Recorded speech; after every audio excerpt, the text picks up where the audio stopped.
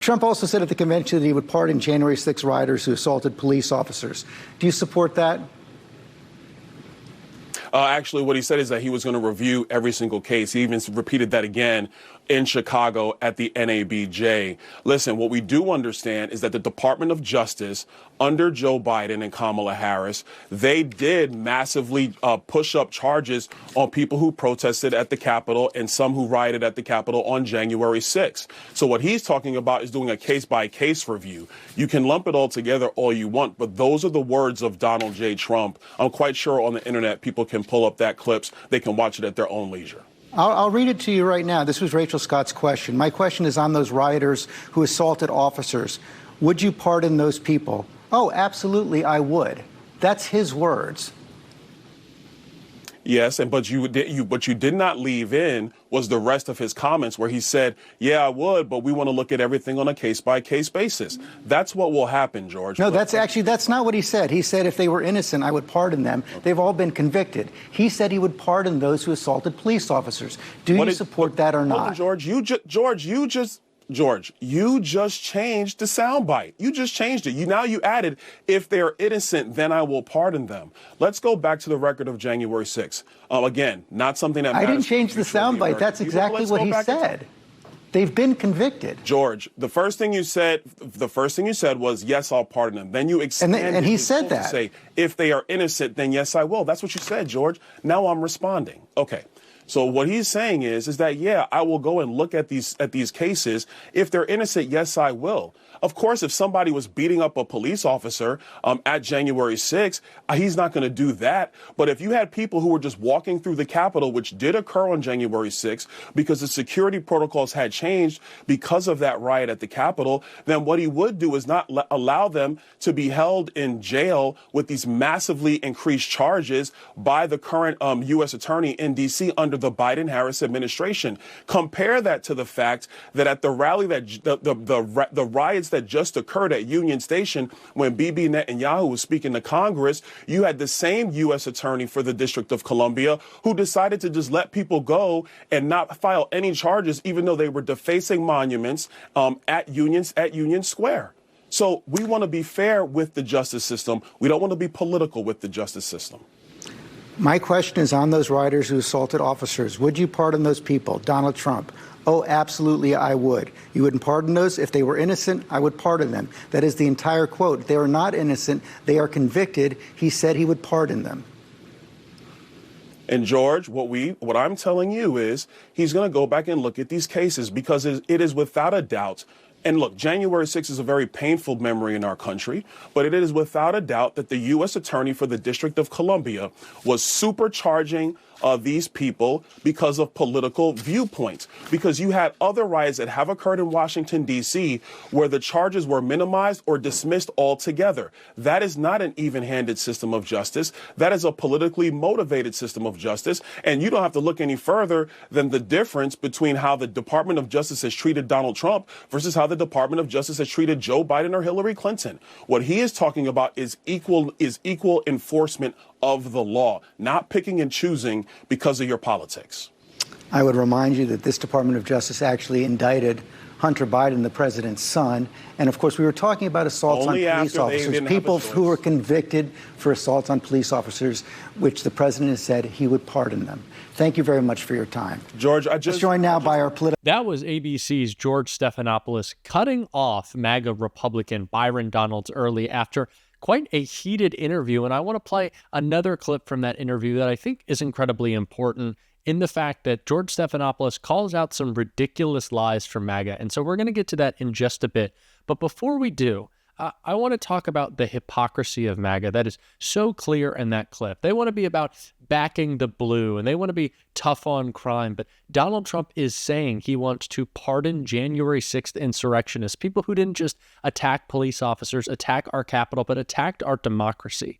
And somehow that's backing the blue. Somehow that's being tough on crime when the convicted felon wants to pardon more convicted felons.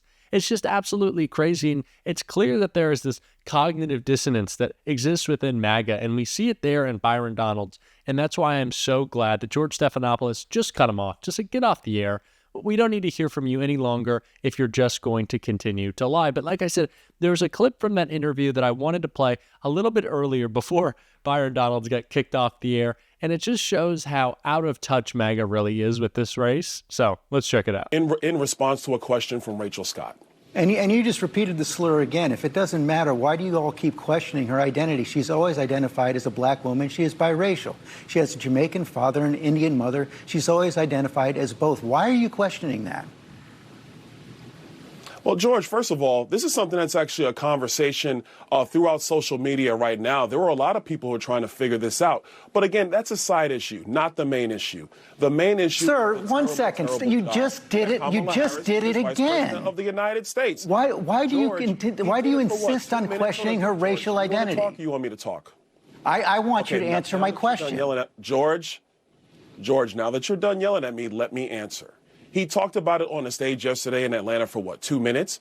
He spent more than 35, 40 minutes going after her record, talking about how radical of a senator that she was. She was the most liberal senator in the United States, in the United States Senate. That is a fact. He talked about the job that she did as vice president of the United States, a job, I will add, which has been a failure for the American people. I know you guys like to glom on to this that he talks about in jest or in a serious manner for about a minute or so, but what you do not cover is the litany of failures of Kamala Harris. So, two things here. I agree that it is a bad political move for Donald Trump to attack Kamala Harris's identity. He said that she turned black. He's attacking her Indian and black heritage. He's saying that she's low IQ. He's just making up all these ridiculous attacks that really don't land or make any sense, and they're really hurting him.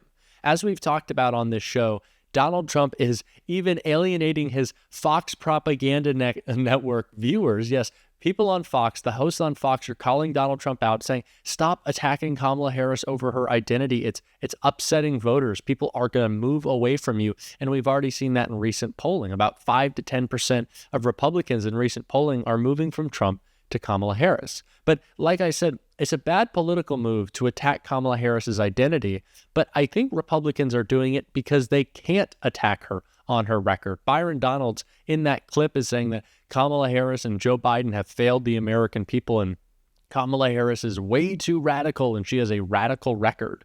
But I don't know what they're pointing to.